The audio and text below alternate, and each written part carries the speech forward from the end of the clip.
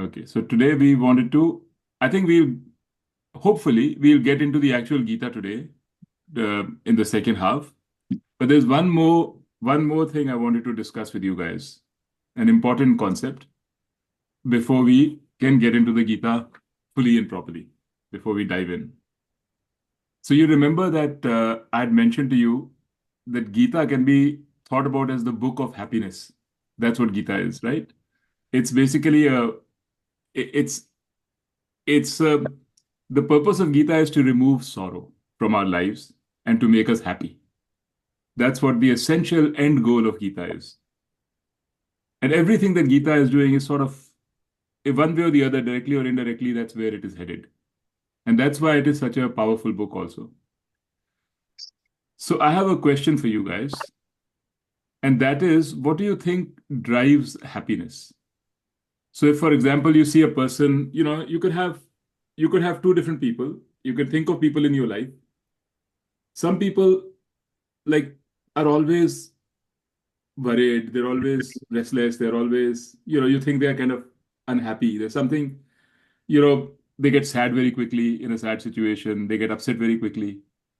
Some people are just the opposite.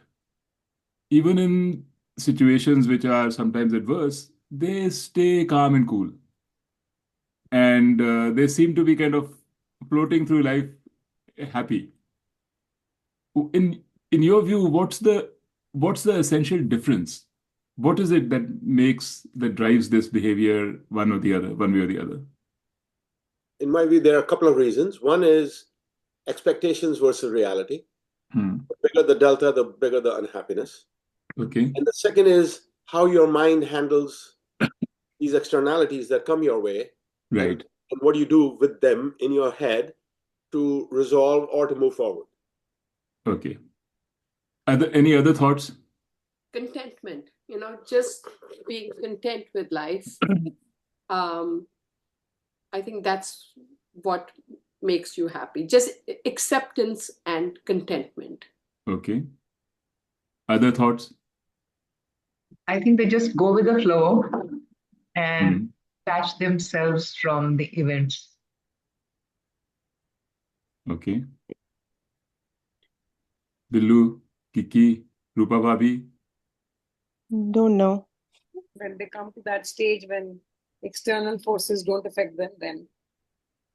So, I think we said expectations versus reality, not have high expectations from others, I guess, right? Yeah. Contentment, all of these things, like 3 or 4 things we said. But what do you think is underlying all this? Why is somebody more content and another person is not content? Why does somebody have more expectations whereas another person doesn't have so much expectations? Like, what's driving it? I think it's also partly nature and nurture. Nature and nurture. Maybe ego. Okay, ego. Yeah. Yeah, ego is, I think, very close. Yes. But okay, what about the ego?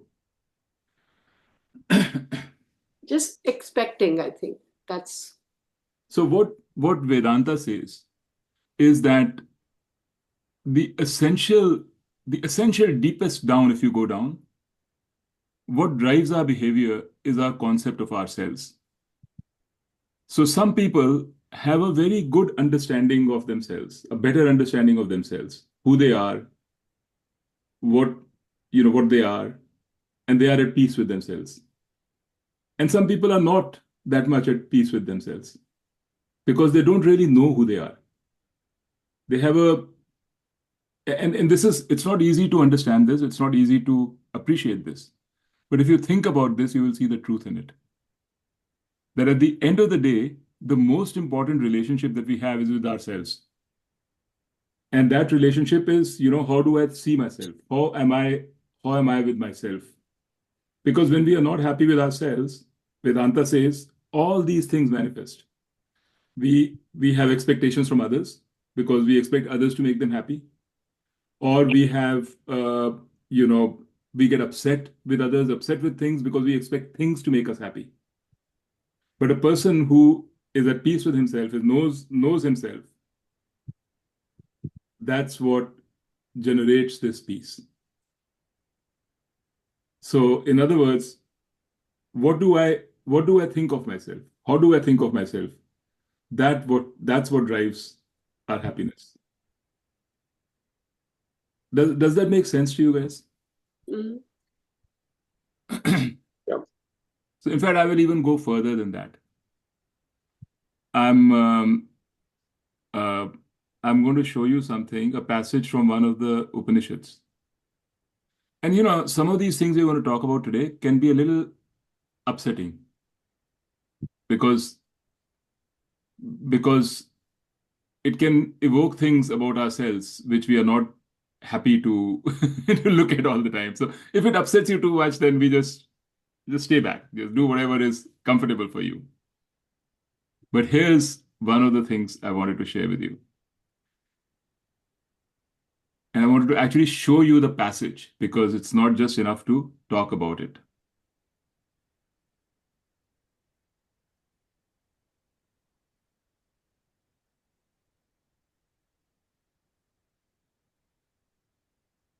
Can you see my screen? Yep.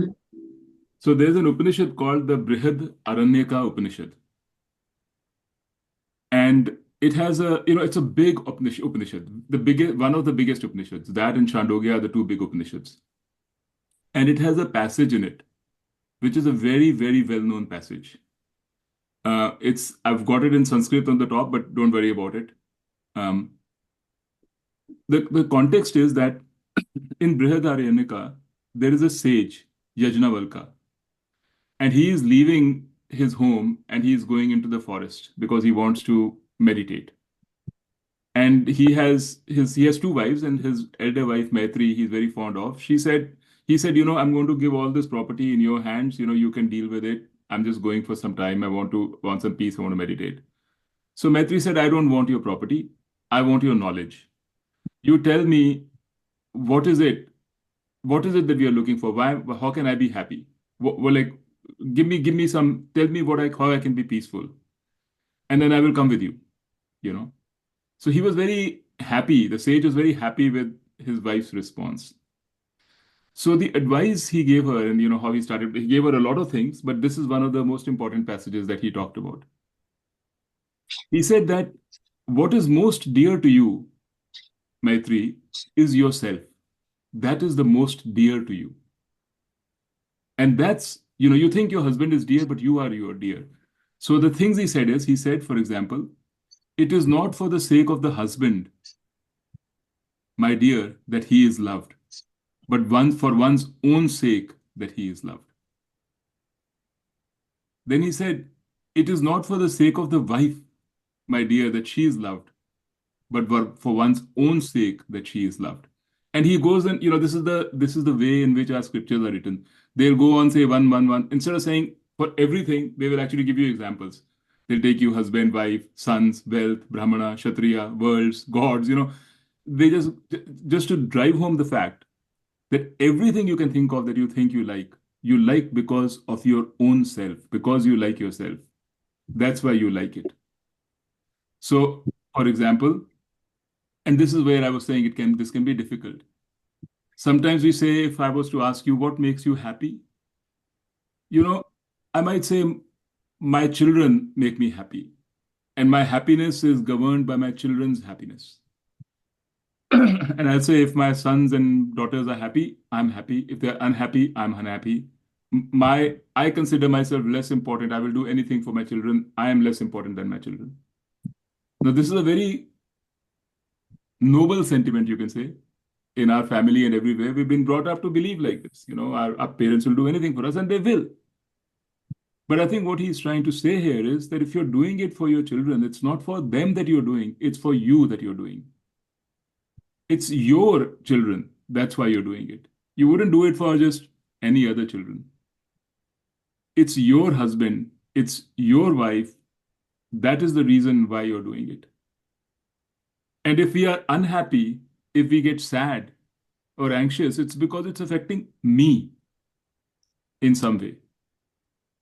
If I got unhappy, if my let's say my somebody I really love is not doing very well, and that makes me unhappy.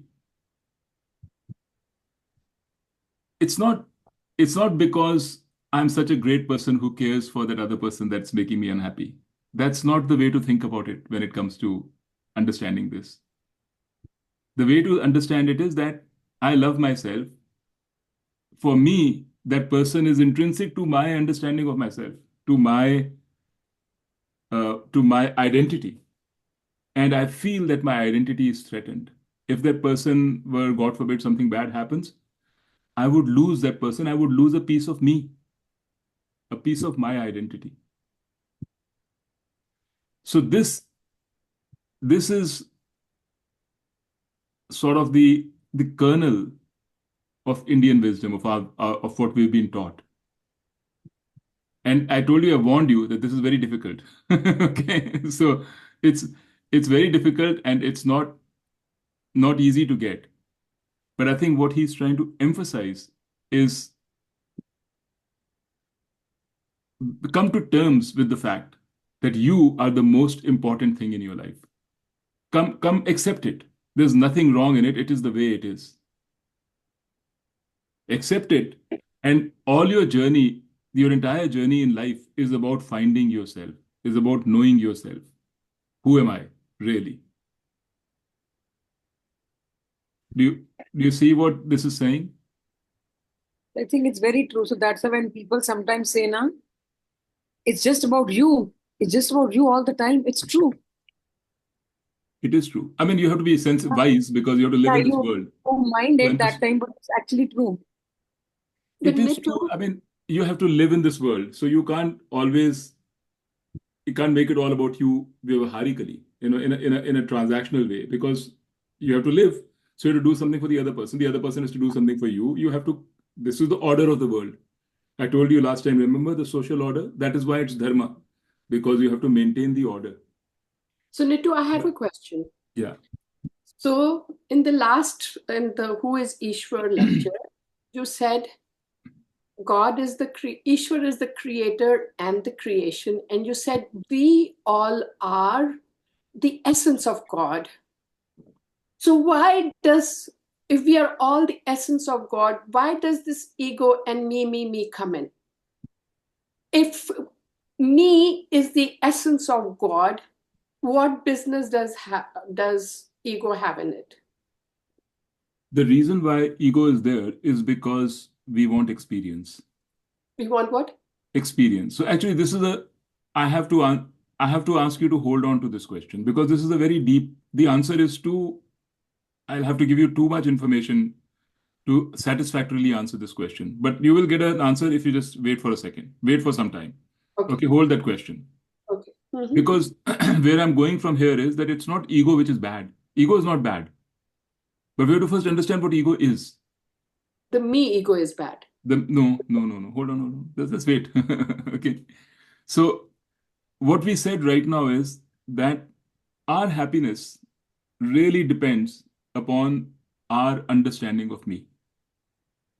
If I think that an event is going to diminish me in one way or the other, I believe I'm going to get sad. Say that again. If an event or a circumstance I think is going to diminish me, okay, is going to reduce me, is going to hurt me, is going to reduce my influence, reduce whichever way, then I get sad. I get upset. If let's say, somebody in Africa, some family, their son is sick.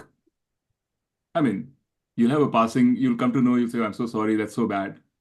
It doesn't diminish you much. Your own son is sick, that diminishes you. Because you have a sense of identity with your son. So Nitu, in this, I want to tell you one thing. When mummy was not well, now this is a very close example. Yes, that's why I was saying this is I knew. No, it's true. Nitu, what you said is so true. Whenever I would think about her, that she is not going to survive, always the thought would be, "Main ki karangi mummy bagair." Exactly. It's me. Yes, it's not mummy is not there for mummy's sake. It's for me. Mummy may be very fine where she is. Yeah. so true. I have thought about it so often. I would discuss with Rajiv. Yeah. Rajiv, what will we do? Mummy will not be there.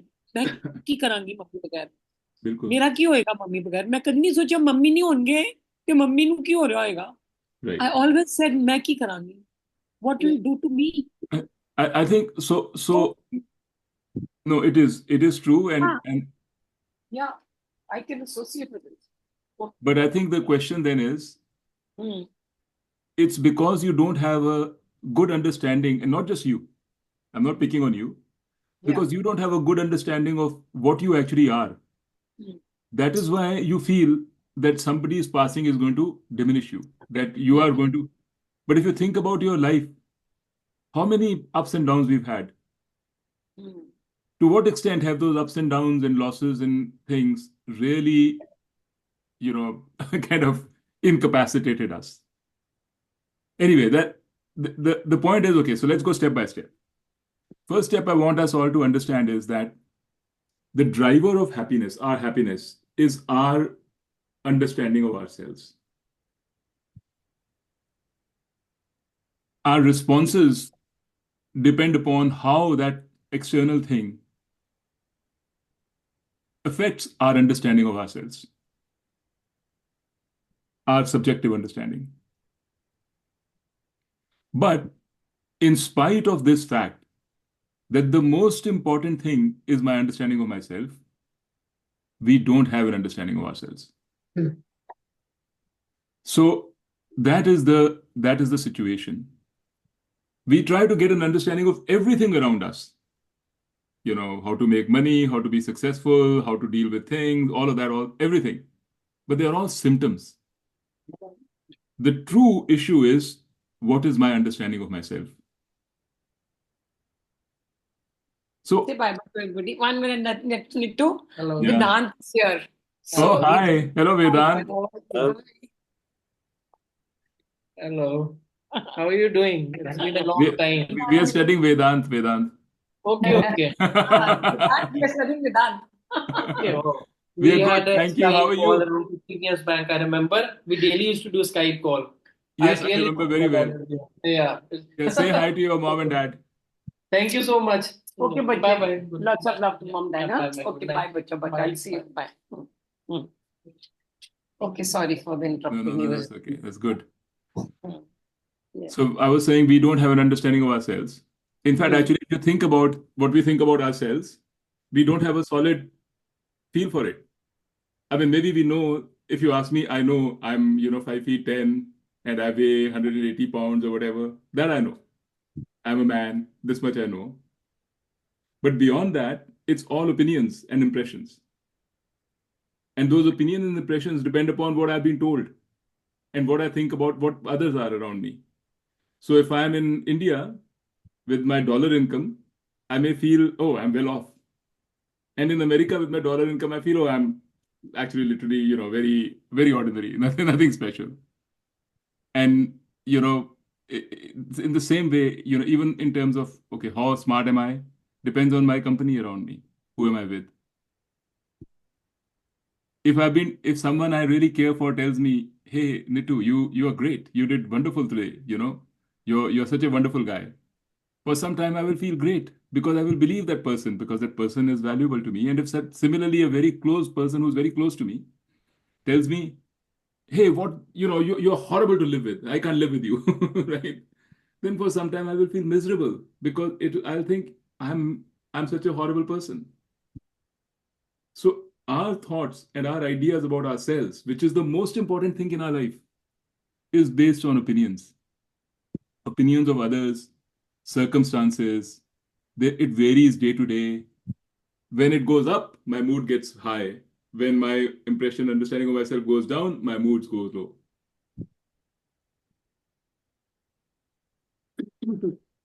So what is my ego? We say ego.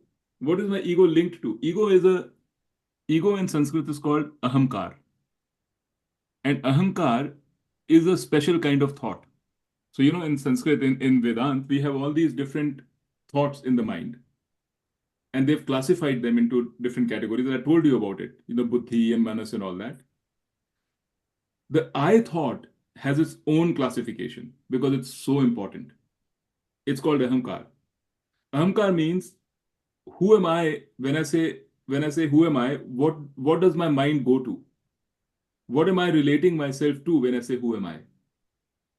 So when somebody asks you, me, Billu, for example, who are you? You might say a combination of things will come into your mind. They may not even consciously come, but you'll say, oh, I'm a woman. I'm a good person. I'm a dharmic person. I'm a good daughter. I'm a good wife, good mother. And in some cases you might even say I'm a bad this. But if someone is to ask you, what is your ego? Ego means what are you relating yourself to? You have a combination of things, and it varies. 4 or 5 years ago, it may have been different. Today, it's different. So to say that this person is egoistic or has a big ego is not enough. We have to say what does that ego mean? Because when we say I, we always relate it to something. It's a very hazy understanding that we have of me. We can't really pinpoint and say, this is me. And because it's a hazy understanding, not a happy, healthy understanding, it gets affected by things around us, by what others are saying. And then we respond. And a person who doesn't have a solid understanding of himself or herself will respond in a way in which it will come across as this person has a big ego. It's not a big ego. It's a very unclear ego. It's an ego which doesn't know where to land. It doesn't know, like the person who responds with a big ego literally is struggling with figuring out what am I really in a way. So then so far, are you with me or do you have questions? Do you understand that we don't have a good understanding of who we are? Do you agree with that? Mm-hmm. Yes. Rupa Bhabi? Yeah, no understanding at all. See, I can't, if I can't see your face, I can't see you nodding, so I'll have to keep asking you. Yeah, no understanding. No understanding. A very hazy understanding. Yeah. Okay, so now my question to you is, why is that so? Why don't we have a good understanding of our own self? I don't know. All these Maybe things are too deep for me. We don't spend enough time in understanding ourselves and spend more time in trying to understand others. Yes, that is true. Again, it's a symptom. Why is it so? Because if understanding ourselves was easier, we would have spent more time. It's because we don't know how to understand ourselves. What is the mechanism for to do it? We don't spend time. We spend time in productive pursuits. Pursuits for which we have no answer, we say forget it. Right? When we were kids, we may have spent more time trying to understand what is God, and then we soon realized, there's no point. I can't crack this nut. So let's think about something else. The reason why we can't have a good understanding of ourselves is because you think about it. How do we know things? How do we understand things? Let's say I have to understand this phone which is lying in front of me, right? How do I understand it? The process that we follow is there is an object which needs to be understood. There is me who needs to understand. And there is a knowledge which takes place. There's a process for understanding. So 3 things. You need an object of knowledge that needs to be understood. Please follow this with me, okay? This is the only complicated concept, but please follow through, you'll get it. Don't get turned off by all these words. It's necessary, otherwise I wouldn't have done it. So there's an object that needs to be understood. There is a subject who needs to understand, who wants to understand. And there is a process of knowledge which happens. There are always these 3 things. When I am trying to understand something, I become the subject. I am the one who wants to understand. There is an object which I want to understand. Could be the phone, could be another person, could be mathematics, could be a tough concept, could be my studies in medicine, whatever it is. That's the object I need to understand. And I execute, there's a means of knowledge through which I understand it. So let's say if I have to understand this phone, I have particular means of knowledge. I have my eyes, with which I can see the phone. I have my hands with which I can touch and feel the phone. I have my brain with which I can make deductions about it. And then I have other knowledge about it. So I put it all together and I deduce it and I understand. But you'll know, you only always, there is a separation between you and the object that has to be understood. When you get very close in a situation, sometimes they say, you get lost, you're in a social situation and you're lost. They say, separate yourself. Step back. Maybe give it time. Create a separation between the thing that needs to be understood and yourself, and you will understand it better. Don't get too involved. This is how our knowledge works. The way that we are used to understanding everything in this life is by this three-factor thing that we do. There is me who wants to understand, there is a thing that needs to be understood, and there's a means of knowledge that we use to understand. Our eyes, our ears, our tongue, our senses are one means of knowledge. Our mind is another means of knowledge, right? We can think about another object. Do you follow this? Yeah. Yeah? So, Don't just nod like that. Just tell me if there's how does stepping back help? So I didn't understand. How does stepping back help in understanding the object? Because you created this. Well, I'm saying if you are in a social situation around you and there's too much going on, right? Meaning You feel totally yourself. involved in it. Then you step back. Yeah. Because then you have a distance and you can objectively see things, right? Yeah. That's what I'm just giving. That was just an example. But the point is, the way that we are designed to understand things is by having this separation between the subject and the object. The knower and the thing that has to be known are two different things, always. And then you use some means of knowledge. It could be your senses, it could be your mind, to know that thing which has to be known. But now we are saying, to know myself, there is no separation with myself. Let's say I say, I want to know myself. Who wants to know myself? Me. What do I want to know? Me. How does that work? So my physical body needs to understand my subtle body. Well, you're neither your physical body nor your subtle body. And we haven't gone through that exercise, but it's too much. I want to get to the Gita, but you take my word for it right now. You are the Atma. You're neither the physical body nor the subtle body. Why, by the way? Because you can see your physical body, right? You can see your arm, hand. You can know your physical body. You can analyze it. If you can know your physical body, you are not the physical body. You are the knower of the physical body. If you were the physical body, you wouldn't know yourself. Is this too much? Yes. Okay. So then tell, how do you do that? When you have to know about yourself, yes. How do you? Yes. Well, first, good. I will. That is the point. I'm going to answer that question. I'm not going to raise a question and not answer it. But I want everybody to first at least understand the problem. So what you are saying, in other words, just to paraphrase what you said is, you are the object and you are the subject. Therefore, it is difficult to understand it because there's no separation. Yes, it is not difficult to understand. It's impossible to understand by you yourself because there is no separation. So there is a process of knowledge, like somebody is giving us this knowledge. Yes. Yes. That is the only way to understand yourself. Someone has to give you this knowledge, right? And that is Gita's purpose, to give you this knowledge. So coming back, how do you relate it to being happy in life, the person who's happy in life? So we'll have to go back, right?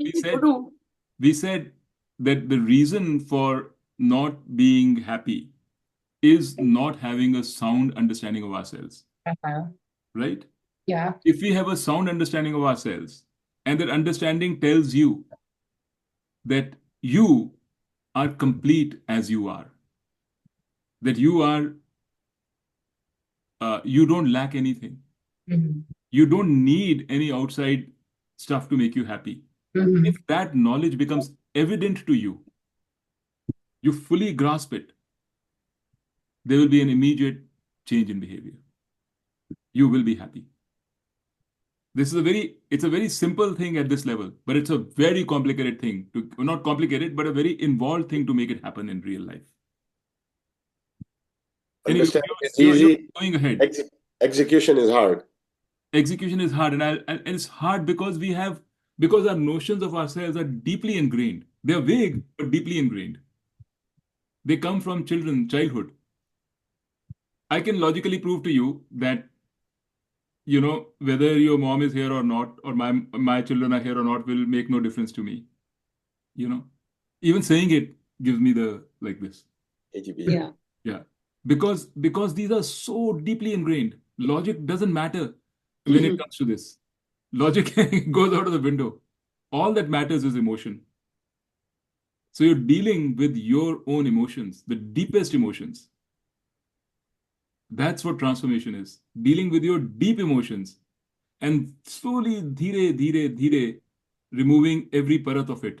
They're changing the dressing करते हैं ना, जब when we remove a wound की dressing change करते हैं, एक एक करके धीरे धीरे धीरे धीरे. Slowly. If it becomes too much, step back. Doesn't matter. Let's not go there. Let's not cause more damage. Let's put a little more water or whatever that solution is to remove it. So you got to, this is how you first diseducate yourself about what you think you are. Through constant learning, through constant knowledge, through constant thinking. And then slowly, as you diseducate yourself from what you are, then you re-educate yourself about what Gita. I mean, it happens together. It's not like a sequential thing. But that's how you kind of develop an understanding of yourself. And that's how, all these yogis and gyanis who you may think are very, they're quiet. How do they remain so happy and quiet and so calm? Is because they've gone through this. So on a piece of paper, drawing conceptually is a very simple process. To actually make it happen, because it involves our emotions, it's a complex process. But again, I keep going back and forth. But my point is, I want us to understand. First, my question is, do you guys, which way was I in the process? We agreed that the I thought is the most important thought. What I think of myself is most important. It drives my behavior. We don't know ourselves. Do you understand why we don't know ourselves? Why is it important to have Vedanta tell you or Gita tell you about yourself? Why can't you figure it out for yourself? Why can't you sit down and think and say, this is what I am? You can't, because all your faculties of knowledge, which God has given you, which you have, are directed for other things, to know other things, to know your environment, to know your companions, to know your society, to know your, where you're living. It's all survival based, right? You have to survive. So you have to understand what's around you. You have to deal with what's around you. That's what we do. We are ill-equipped to look inside and say, what am I actually? We don't have that. We don't have the means of knowledge. And I was giving you an example of that. I was saying, if you can see your body, that means you're not your body. Yeah. Because you are the one who are you? You are the one who's seeing the body. Now I'll give you another example, even more impactful. Do you feel your emotions? Do you feel love and hate? You feel it, right? Who feels it? If you feel your emotions, that means emotions is subtle body. Clearly, you're not the emotion. If you were the emotion, how would you be feeling the emotion? There's somebody or something which is feeling the emotion. If you're in pain, there's something which is feeling the pain. I'm just asking you it's just conceptually that you have to understand.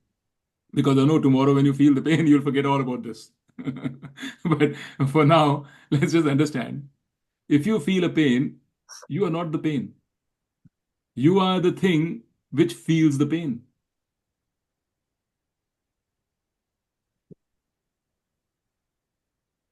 Okay, so this is how, if you have to learn this properly, Carol used to tell us, our guru, that Swami Dayanand used to take like multiple days to take people through this. They're his students. He used to say, okay, imagine you're the body. Oh, you're not. See, can you feel your body? First they used to say, can you feel the room, 3 things around you in the room? Okay, I can. So you're not that room. That's easy to understand. You're not the computer which is lying here. You're not the table lamp here. You're not, you're not these things. That is easy to understand because I can see them. Yeah, I'm related. Now, can you see your body? Can you feel your body? ये Raman Maharishi जो है ना, he's well-known person in India. He's passed away now. He did this exercise because he's a genius, so he kind of did it on his own when he was very young. He pretended that I am dead. And he said, how will I pretend? I imagine that all my feelings from my physical body have gone. My sight has gone. My hearing is gone. All these faculties are gone.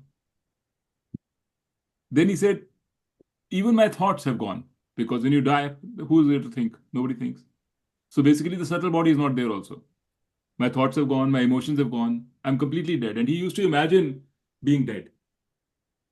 And he at least said, although my physical body was gone, all the senses were gone, all my emotions were gone, all my thoughts were gone, I was not gone. I was still there.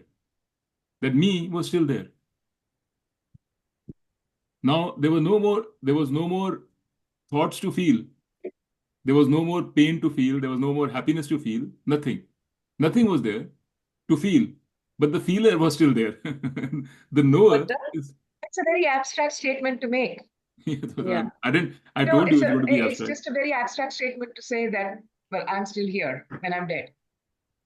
It is abstract. So there's nothing wrong in an abstract statement. It's trying You to haven't convey a point. You haven't answered the question about how to. Okay. That was just I got a little that question sort of diverted. Is still not Has that question been answered? Which one?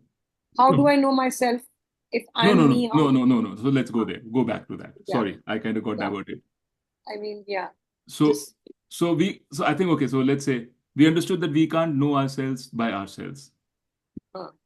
Yes? Because we are the same. Because me, I'm trying to know. There's no separation. There's no separation. We just have to believe that. I mean, it's just No, you have to understand that. Answer that now, how to do it. No, you have to understand that, Madhu Didi.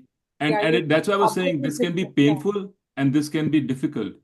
But if you don't answer this question, if you don't really understand that you can't know yourself because there's separation, because there's no separation, at least in Vedanta, you know, and you don't have to answer it now, you don't have to understand it now, but it has to be understood sometime during the course of this teaching.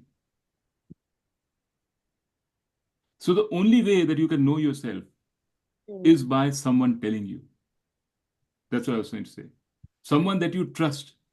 So the way Vedanta, the process works is the Shastras tell us. And then you have to examine the truth of it and prove it and show it to yourself. It has to be evident to you. Not because Gita tells you, but you have to explore and see whether it is true in your life.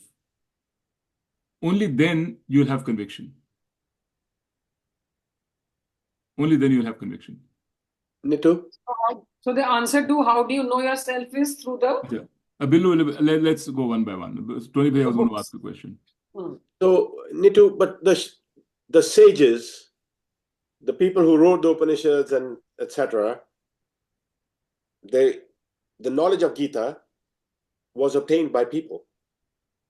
So they studied it enough to be able to teach us these things. So they got it. Yes. They learned it the long way. Somewhere. Gita is a short way to learn for us. Yes. No, it's true. So, it is true that somehow, somewhere, somebody got it, understood it. Maybe people developed it over time. Yeah. It worked out. And maybe even me, given thousands of years, if I had to live thousands of years, I also may have got it just by myself. Yeah.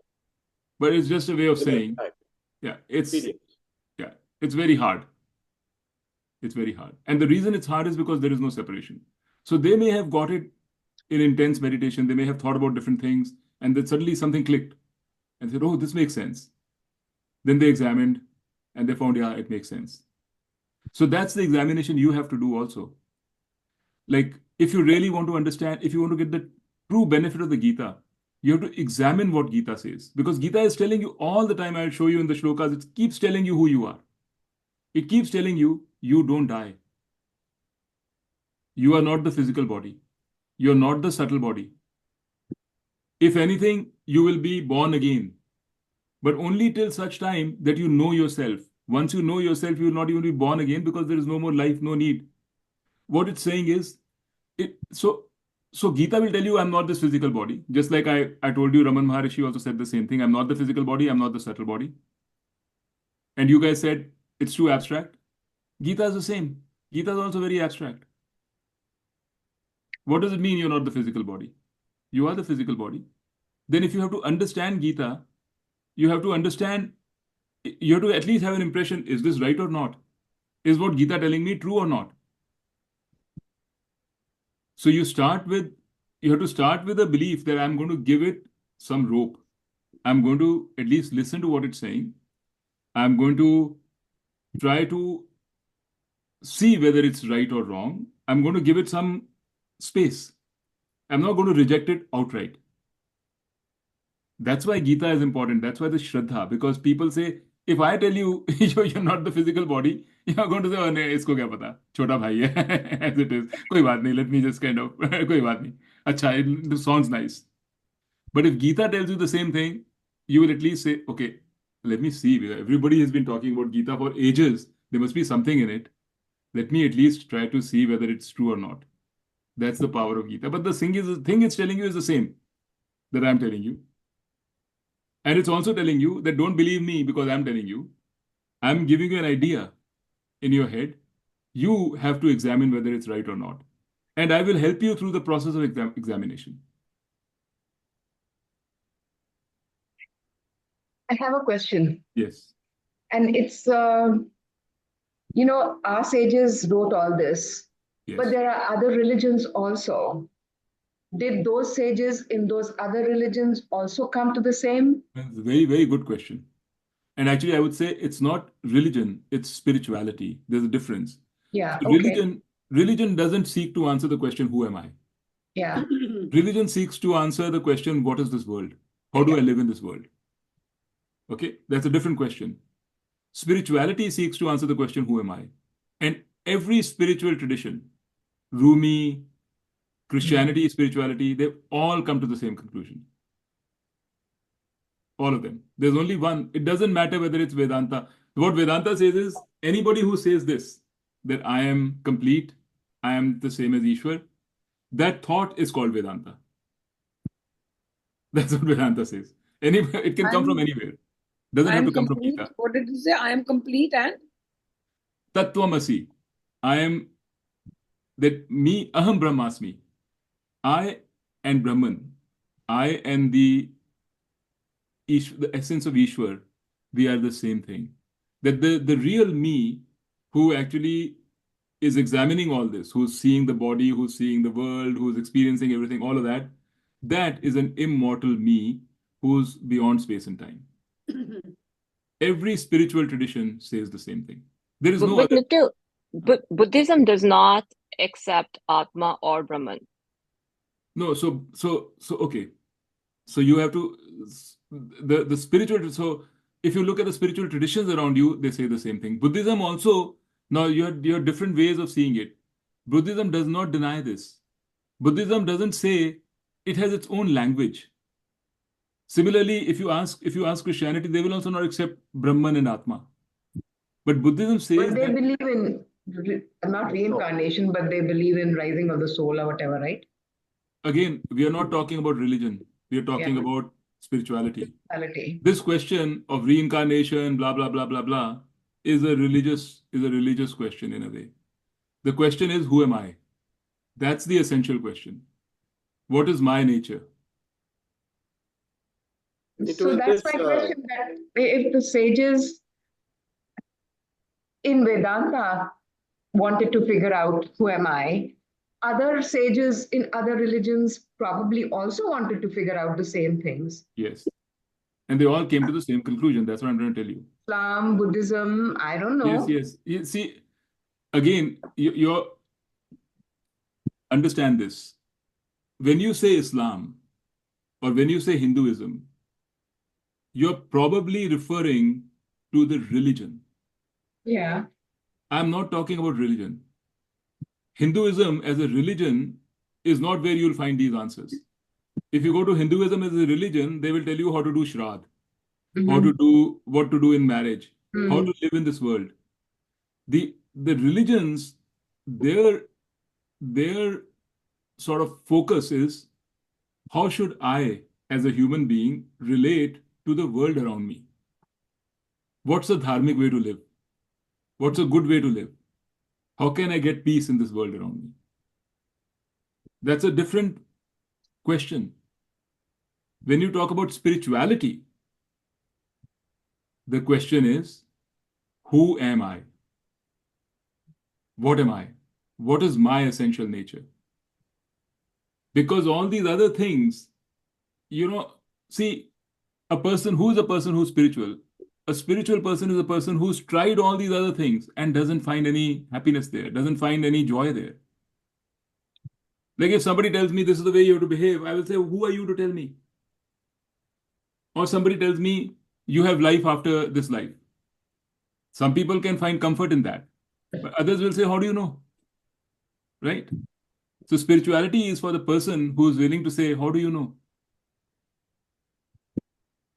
I mean, you're telling me all these things, on what basis?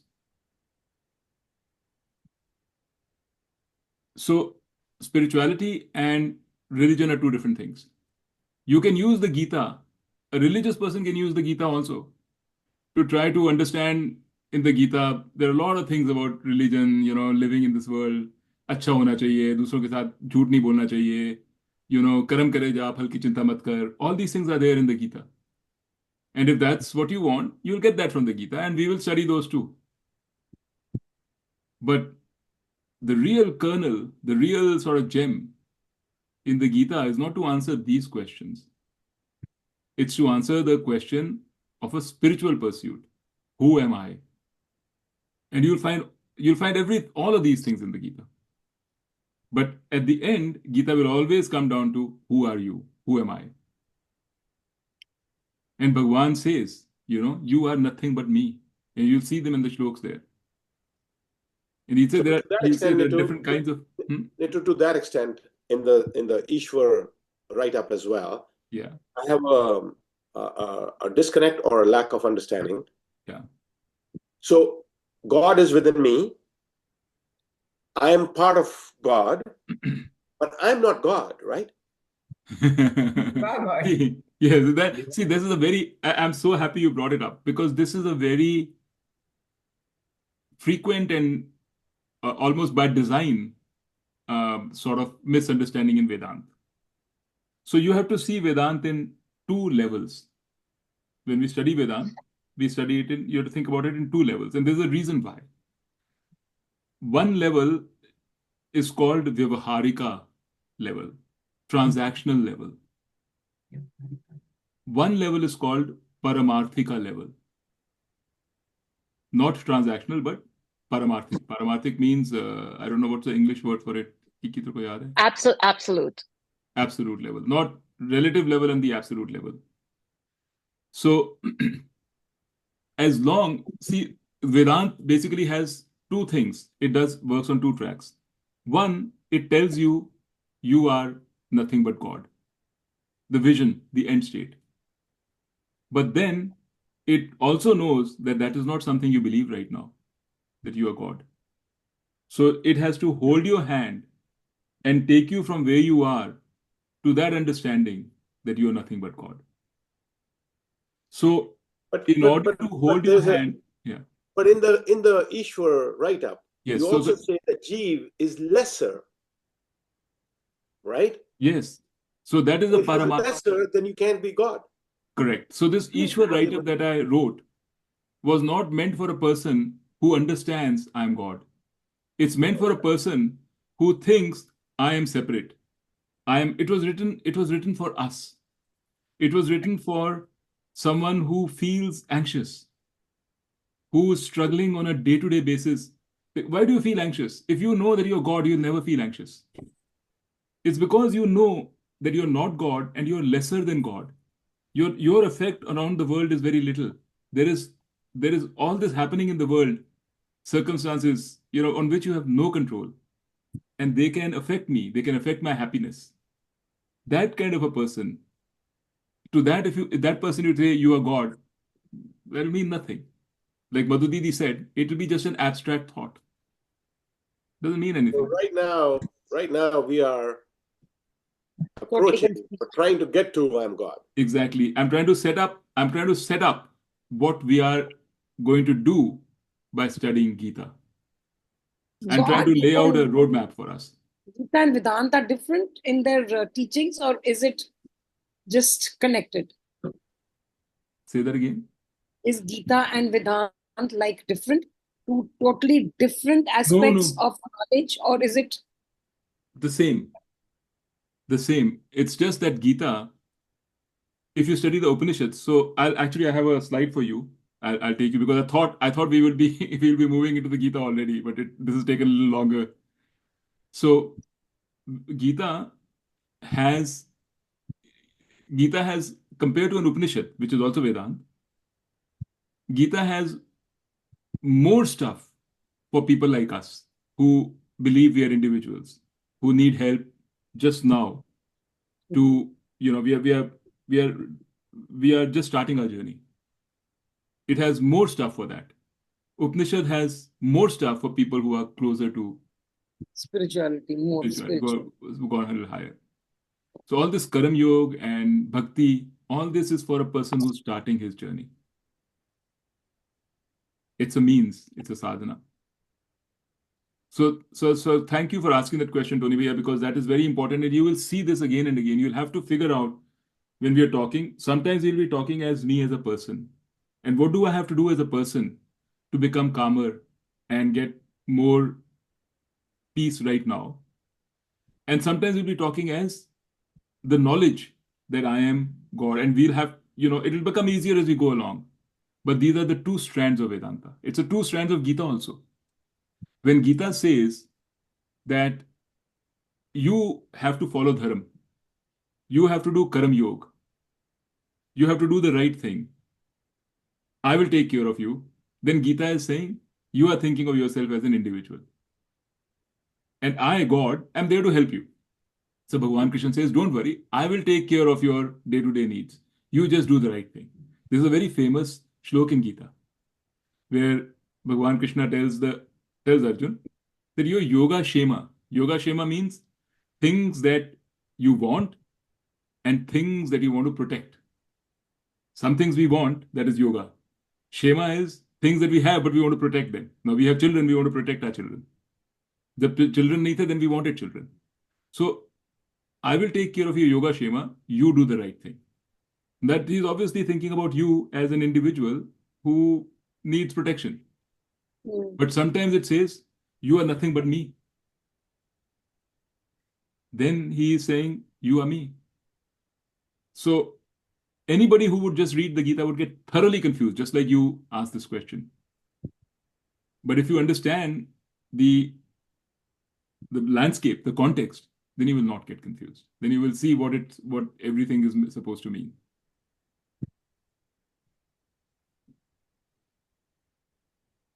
So I really think, you should listen to this again, what we just discussed. If you spend some time, when you have a little free time, you have an hour free, you go through this video again. And when you go for it for the second time, right from the beginning, you'll start seeing things differently. If you need to go through it the third time. When I was studying this deeply, I was spending 7-8 hours every day and as it is, I had the flexibility. I had my own business, so I could, I could decide. I didn't have a day job. My day job was in my control. So I was spending a lot of time. You don't have to spend that much time, but at least spend some time thinking about what I just said. And, you'll understand some of it you won't understand. It's okay. As we go along, we'll understand more. So do you have another 10-15 minutes? Yes. I know, Billu, I know you have, but I wanted to check with others also. Yes, need to. Okay, then I want to share with you some context of the actual Gita, so that next time we can actually dig into the chapter 1. Is that okay, Meeta? Yeah. Yes. Meeta? Yes, perfect. Okay.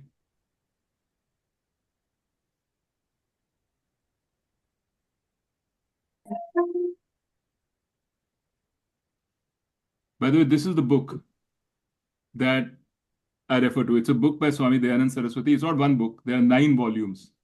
So this is volume 1, just like that. So this is the book from which I kind of got most of my understanding of Gita. This, and there is a series of lectures by Swami Paramarthananda, which is an app. You can get it on an app on iPhone. Okay.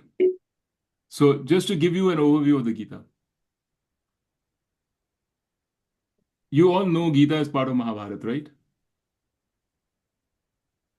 Yeah. So it's right in the middle of Mahabharata. So Mahabharata is broken up into 18 sections, and Gita is the 6th section. It's called Bhisham Parva of Mahabharata. Now, Mahabharata was authored by Vyas. And you'll hear this term Ved Vyas all the time. Ved Vyas is actually just a title. There are a bunch of Ved Vyasas through time. But anyway, there was some Ved Vyas who wrote Mahabharata. Mahabharata has 100,000 verses. It's the longest epic of the world. And out of that, Gita has 700 verses, 700 shlokas.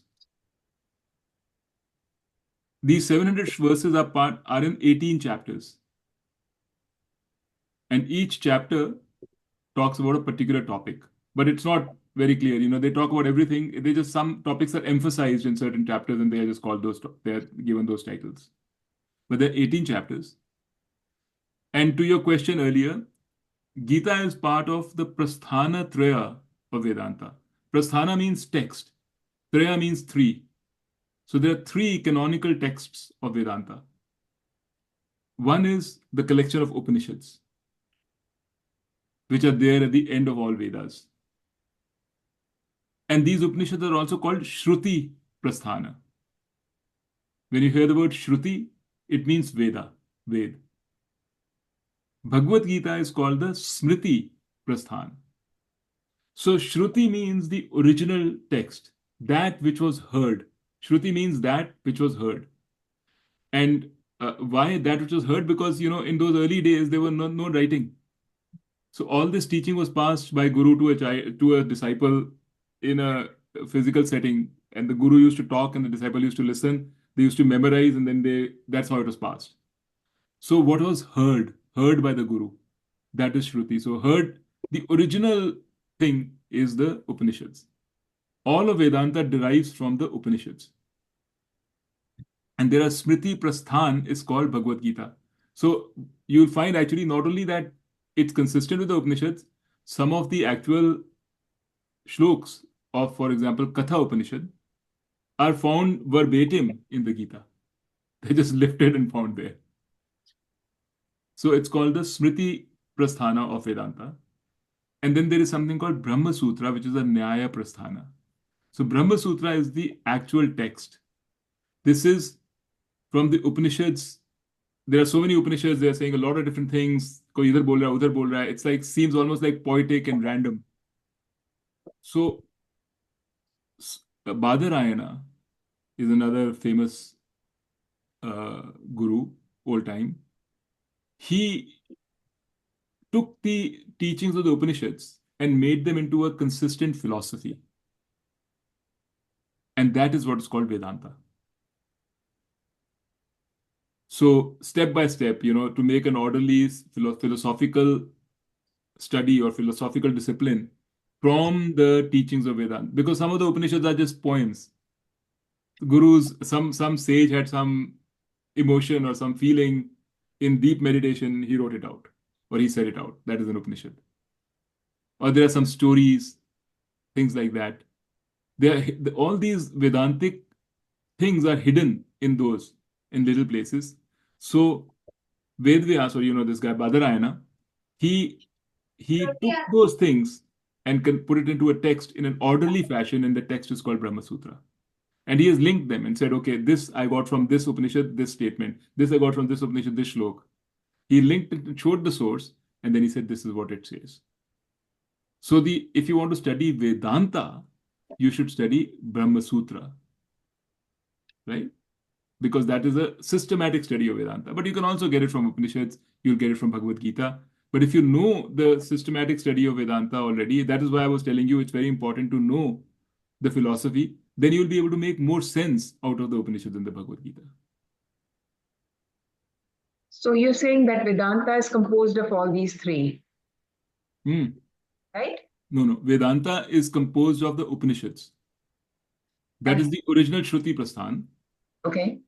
Gita is a simplified teaching of the Upanishads in simpler language, more accessible, but it's saying the same thing.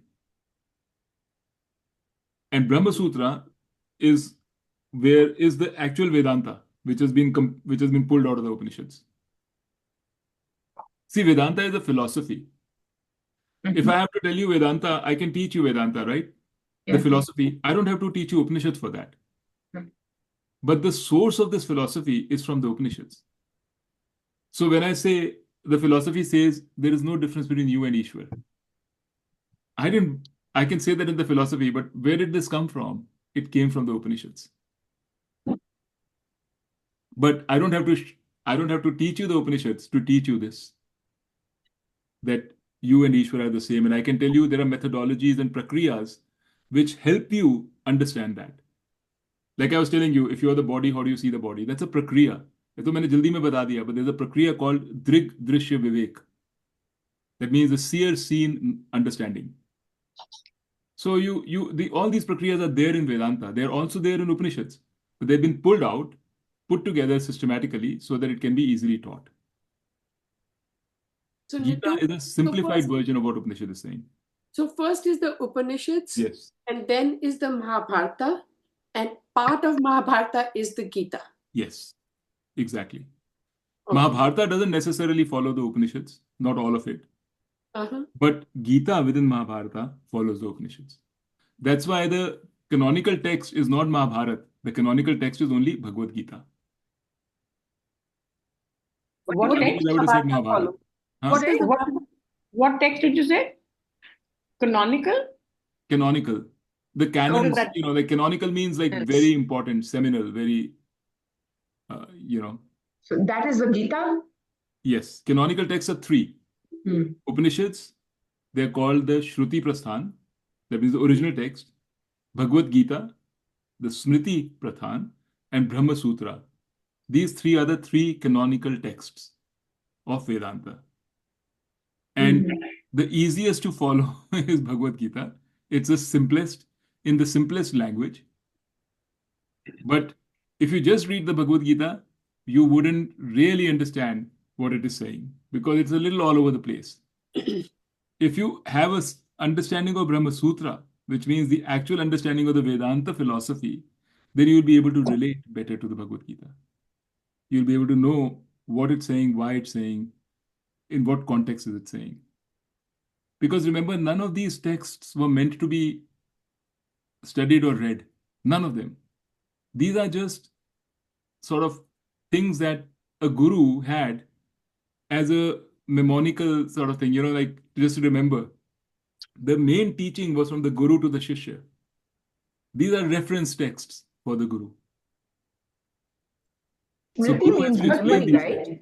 Huh? Smriti means memory? Smriti means, yes, because Shruti means that which was heard. Yeah. Smriti means that which was remembered having heard it. Right. And Nyaya having means? Heard the Upanishad, I remember this and therefore I'm writing it out. Nyaya means written. Nyaya means logic. Logic. It's a logical explanation of Vedanta philosophy. Okay, got it. That's why it is Brahma. That's why the philosophy is always logical. Philosophy will give you reasons and it will give you sources of knowledge. It will give you all these things. So that is not given by Upanishad. It's all. So that was extracted and converted into a philosophy called Vedanta and was written out in a book called Brahma Sutra. And Brahma Sutra also is literally its sutras. Like the first sutra is Athato Brahma Jigyasa, which means, which to anybody will mean nothing.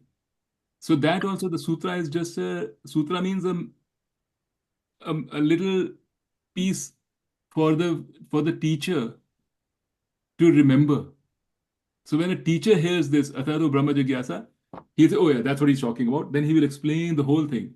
That explanation could run into multiple pages. But that's not written down. What is written down is just that sutra. Right? So it's very important to have the Guru explain it to you. Because Guru knows traditionally what the sutra means.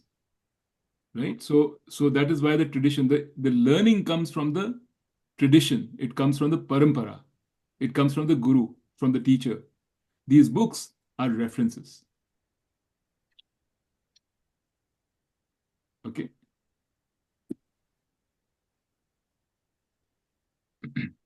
Now here are the 18 chapters. One more thing, but Nitu, the Guru has also learned it from these books, right? No, not from the books. The Guru has learned it from his Guru. From his Guru. And his Guru has learned it from his Guru. And this chain goes back before the books were written. Because before the books were written, it was oral. Yeah, and then it started And many being more. written. And then someday they decided, okay, publication the books were written. Now we are used to reading books and reading a novel and being able to figure out, we don't need a guru to read a novel, right? But this is not a novel. The books then suddenly started having a importance of their own. Gita became the big thing. So we must read the Gita. No, that's not correct. You must learn the teachings of the Gita. Gita is just a book. Just like Bible, Bible has become a big thing for Christians.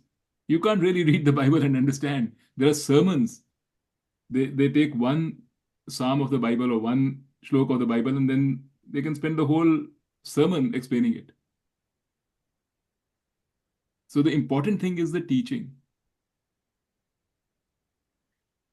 And within the teaching, there is the vision, and there is the process to take you there. In the process to take you there, you are an individual. You're treated as an individual, and you're told what you need to do, or suggested, in order to increase your capacity to learn. And the vision is what is the end state. And there are these 18 chapters. Okay? I'm not going to take you through all of them. We'll go through chapter 1 next week. It's called Arjun Vishad Yoga. That means the yoga here means chapter, title. Yoga has multiple meanings depending on the context. In this context, yoga means the name of the topic. So the topic of this chapter is Arjun Vishad, the sorrow of Arjun. That's all this chapter is about. How Arjun, when he realized that he's going to fight his own relatives, his sorrow. And why did sorrow? Where did the sorrow come from? All of that is in here.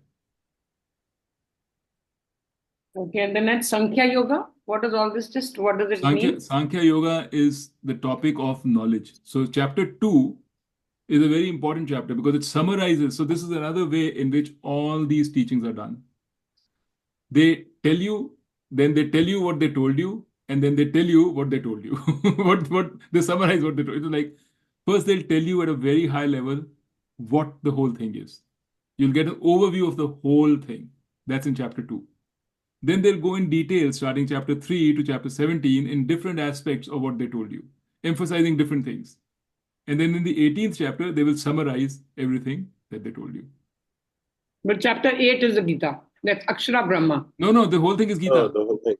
This is Gita's 18 chapters. 18 chapters. There are 18 chapters of the Mahabharat. Mahabharat तो मैंने बताया ही था. Mahabharat के 18 chapters में से Gita is in the 6th chapter. Within the 6th chapter, Gita itself has 18 chapters. Oh, okay. 6th chapter is not all Gita. 6th chapter is a lot of things. But the bulk of the 6th chapter is Bhagavad Gita. And this is how the Gita is broken up into 18 chapters. All this is for 18 Gita.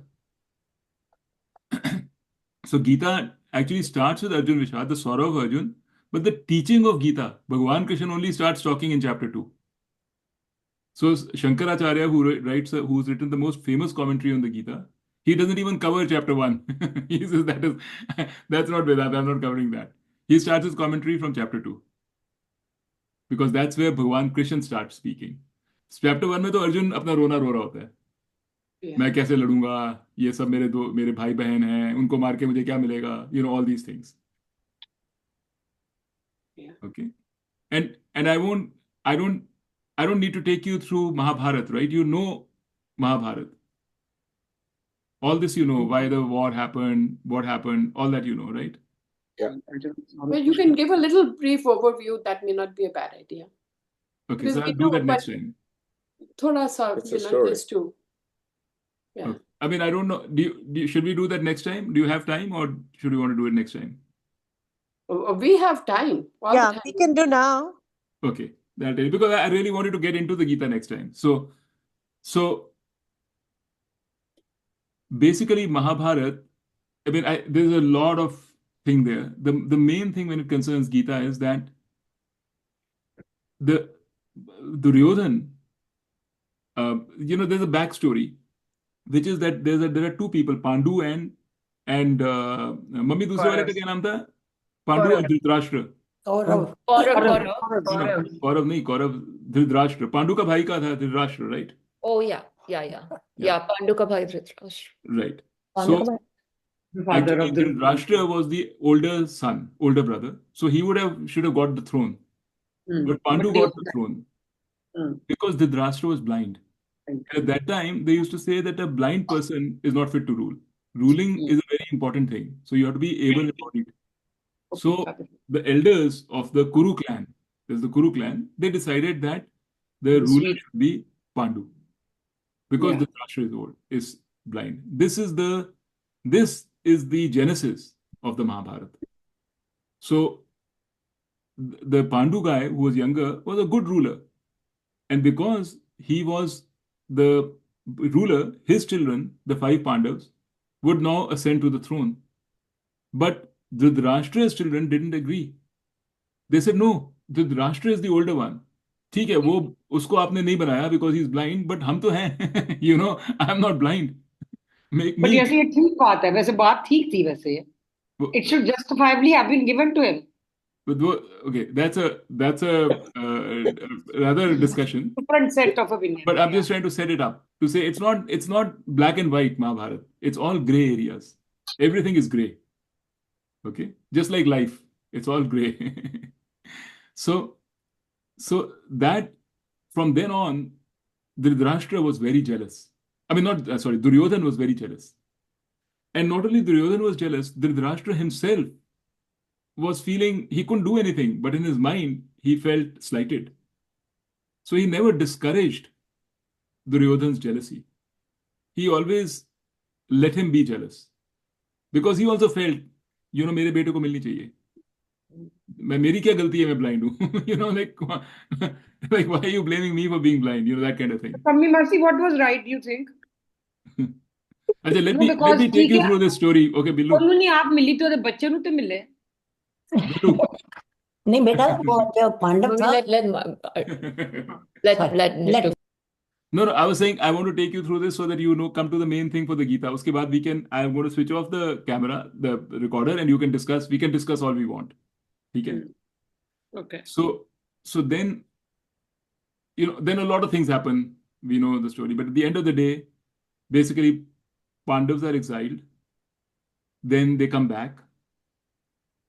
After they're coming back, Duryodhan says no. He finds some technical reason why they should be exiled again. Because in the exile they said if you find you in the last year, if you locate you in the last year, then you will be exiled again. So they are hidden for that last year, and apparently, depending upon how you measure time, Pandav said we were not found. Duryodhan said you were found just in the nick of time, and it all depends on how you measure time. I don't exactly know what it is, but it's a gray area. It's like those Chads of Florida. Who won? Was it Bush or was it Gore? So again, there's a Supreme Court which decides. Here also somebody decided. They said no, Pandavas are right. They should come back. The elders decided. But Duryodhan said nothing doing. I don't agree. I've had it. You guys, I won't give you anything. So the Krishna Bhagwan then said, okay, give them a little bit of place so that they can live. And finally they said no. Then he said, give them 5 villages. Duryodhan said no. Then he said, give them 1 village with 5 houses. Duryodhan said no. Then they said, give them 1 house with 5 rooms. Duryodhan said no. Then they said, give them 1 room. Duryodhan said no. I won't even give them a space of a needle. So that's when they said, okay, we are going to go to war. And war was declared. And then you know what happened in the war. Arjun, before the war started, all these, things were, different armies were put together. Then Arjun said, I want to go to the middle of the battlefield between the two. And because I want to see who I'm fighting. So Krishna Bhagwan took him right in front of where the battalions of Bhishma and Drona were. Bhishma is the Pitama, the most, the guy the Pandavas used to sit on his lap. Like imagine your own Dadaji, that kind of a person. He was his Dadaji. And Drona was their teacher who taught everything to Arjun. Arjun was his favorite student. All his knowledge he gave to Arjun.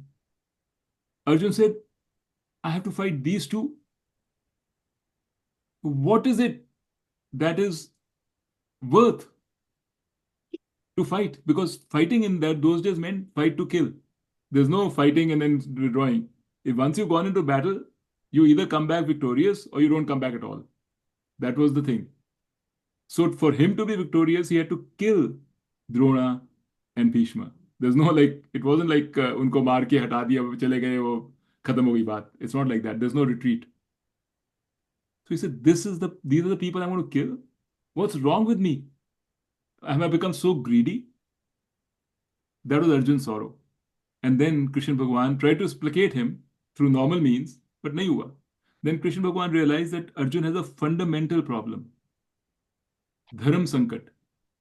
Fundamental problem of understanding, which is causing him all this. So I have to give him some fundamental teaching. And that's where he gave him Gita. That's where Gita started. It teaches it doesn't say, nahi, ye theek hai, koi baat nahi, ye bhi to. It goes to the fundamentals of sorrow. Because Arjun was so sorrowful, it tells you why was he sorrowful? What's the fundamental root cause of sorrow? And how do I remove that fundamental root cause of sorrow from Arjun? That's Gita. That's why I say it's a book of happiness.